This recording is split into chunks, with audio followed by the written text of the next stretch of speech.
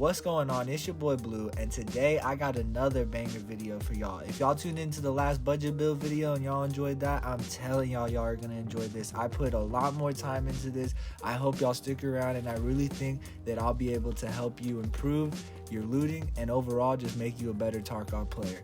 This video is going to consist of 5 different parts. Each part I try to anticipate questions that y'all might be asking and overall just give y'all some more information and insight on how to be a better Escape from Tarkov looter.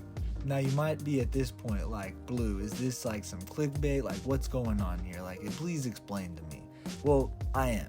What I mean by my title is I'm going to go over some ideas that I think are the most important, and I'm going to show you how to apply these ideas in raid. And without further ado, let's jump right into it. One of the biggest misunderstandings in EFT loot running is that it's all about where is the best high tier loot spawns and what run can I do to get the most loot along it. When this is important, but it's so far from what you should be focusing on. The most important thing and what you should be focusing on in your loot run is surviving. And you're probably like, duh, of course Blue, why would I not be trying to survive? But hear me out. When you're picking a map in an area that you're about to loot, you need to consider what areas will be highly contested with other players that are also looking for loot. What high tier loot spawns are even worth checking? Should you go there or should you skip it? Because it might already be hit, and if you spawn somewhere where you're close by, is it worth potentially dying and having to re-kit up and use even more money, which bites into your profit of loot running? Another thing that you could focus on is if you see a PMC, are you going to shoot? You probably shouldn't unless you have a very open shot, and even then you might not even want to shoot, because sometimes in EFT I can tell you I've been playing this game for many hours and there's been many times where people should have died and they haven't, and I'm sure y'all have stories as well where people should have died and they haven't. You should have an exact plan on where you're gonna go loot, how you're gonna get there depending on where you're spawned, knowing if you're gonna have to engage in PvP along the way. Try to predict where other players might be, and if you don't know the spawns because you're a newer player, learn them. Whenever you spawn, remember where you spawn. You should be considering everything that can help you survive, and that means coming prepared. The next area I want to focus on is picking a map. When you're picking a map in EFT to loot on, you need to consider how much contest of PvP you will come into, but also consider how much time you're about to spend in that raid. For example, Woods being the biggest map will probably be the least contested map, but it will also take you the longest to get out and extract. Compared to Factory, where that's the smallest map, it'll take you the least amount of time to extract, but you'll come in hand with the most contest compared to any map. Like I said before, every map is good to loot on. It just comes down to what is your style of playing and what are you most comfortable with. I will always recommend to go on whatever map you're most comfortable. If you're a newer player, I will recommend to try out all the maps and figure out yourself what your favorite map is and do loot runs on that map. A couple wipes ago, I used to loot labs all the time, but I just can't go there for loot anymore because I just don't survive enough. It's not realistic that I will go there and make it out with profit enough times because of how often I die. I'm not bad. I'm not saying there's hackers. I'm just saying that it's unrealistic for me. You have to think about you and understand your style of gameplay and pick a map based on that.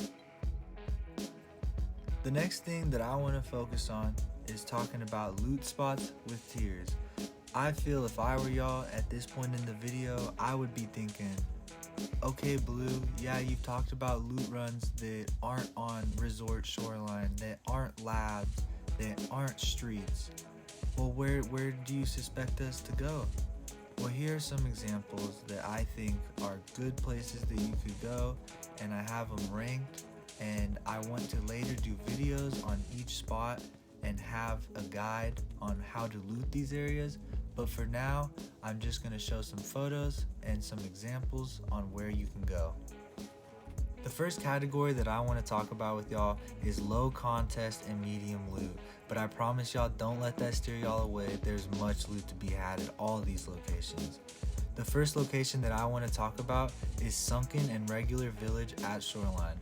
No matter where you spawn, you're able to run over to these areas and loot them. Right next to it is an extract. You can't get much better than that. I personally think this is one of the lower contest areas in Escape from Tarkov as well. The next place that I want to talk about is 2-story dorms and stash run on customs. You can spawn on either side of the map for this, run straight to 2-story if you spawn on that side, loot the safes, hit the stashes, and get out. If you spawn on the other side, you vice versa what I just said. For the third area I want to talk about is an interchange stash run. If you don't know about it, you need to get with it. I promise there is about no contest when it comes to interchange stash runs. If you throw it on nighttime or daytime, you might run into an occasional other stash runner, but other than that, you'll be fine. The next category that I'm going to be talking about is medium contest and good loot. The first one, you can have the pawn building keys, but it is definitely not required. It will help you, as you could see in the loot run in my video that's playing in the background. It does help to have them, but it is 100% not needed. The pawn buildings and dome on reserve is the first location that I use. The second location is another place on reserve. I'm kind of cheating, but the second location I used is the underground food bunker, which I looted in the beginning of this video. I think it's just so good because you only need 4 keys that aren't that expensive, and you could spam it and get out over and over.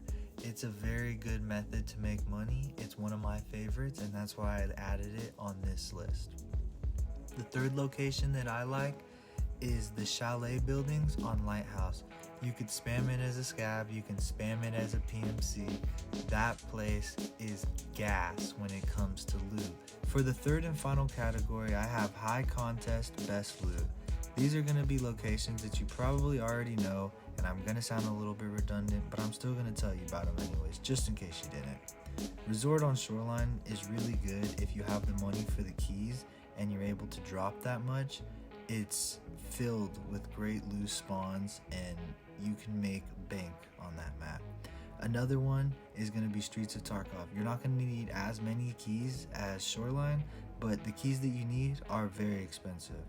Another spot, Labs. Yeah, you need the key card to get in, which is a little bit pricey, but the loot that you can make off of that map is priceless. Granted, I don't think you even need to go any of these maps to make the big money. They're there for you to know about. Like I said, I will have a loot run video on all of these maps shortly, but for now, this is what I had for y'all for just a quick idea on examples that you could maybe use. The next part that I want to talk about is what gear you should run. When it comes to picking out gear in Escape from Tarkov while looting, it should always be something that you're comfortable using. What I recommend to run is the biggest bag that you can possibly run. Don't be stingy on your bags and don't save them. If you want to make money, you have to have a big bag. I'll give you some examples, but you need to always try to run the biggest bag that you can whenever you're coming into loot. The more space you have, the more rubles you can make. Another thing that I want to combine into this category is what loot you should be picking up. It is a challenge to learn the items in Escape from Tarkov and what their prices are.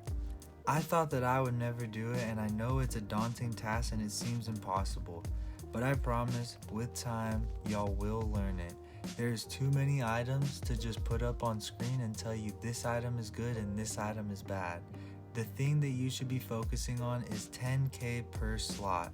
What I mean by that is if it's a 1 slot item, it should equal 10k at least. If it's a 2 slot item, it should equal 20k at least. So on and so forth. If you made it this far, I just want to say a huge thank you. I'm still very new to YouTube and editing, but I promise with time I'll get much better. I didn't go over everything, but I tried to give y'all a better understanding on how to become a much better looter from my point of view. There's so much to be talked about in Escape from Tarkov, and even more when it comes to looting. Every single map on EFT has loot. Every single place you can loot and make money without keys. You just gotta know where to look and know how to loot. I promise it takes time, and I know it can seem daunting, but it will come and it will happen. Anyways, thank you again for watching. I hope I was able to give you a few insights on how to become a better Tarkov player. Good luck on y'all's raid, and I hope to see y'all in the next one. Peace, guys.